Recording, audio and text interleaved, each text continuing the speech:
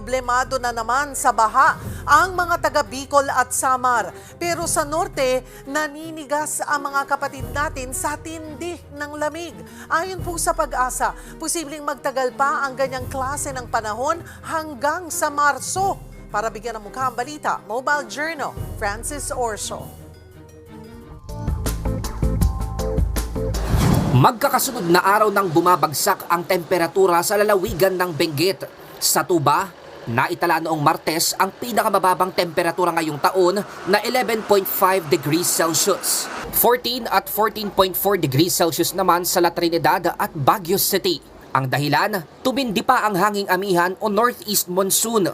Lumalakas daw kasi ang high pressure system sa Siberia na nasa hilagang bahagi ng ating planeta.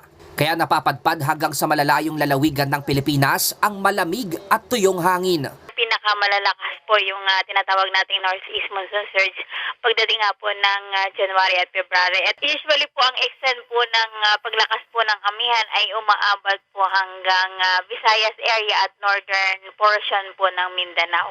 Ang problema, ang paglakas ng amihan kasama na ang umiinit na karagatan na nagdulot din ng La Nina ang siyang dahilan kung bakit tuloy-tuloy ang epekto ng shear line. Alarm na, no? Kaninang umaga lang, nalubog sa baha ang kalsadang ito sa Barangay Bugco, Mondragon, Northern Samar. Stranded tuloy ang mga motorista. Sa Sorsogon, madaling araw pa lang, abot bewang na ang baha. Sa Barangay Sulukan, pati bubong ng bahay, inanod. Ngayon, dahil sa epekto po ng La Nina, ay mas na-enhance po yung mga pagulan, lalo na po sa eastern section po ng ating bansa. Payo ng Pag-asa, mag-ingat at maghanda lalo na ang mga nasa silangang bahagi ng bansa. Inaasahan kasing magtutuloy-tuloy pa hanggang Pebrero at Marso ang weather systems na amihan at shear line.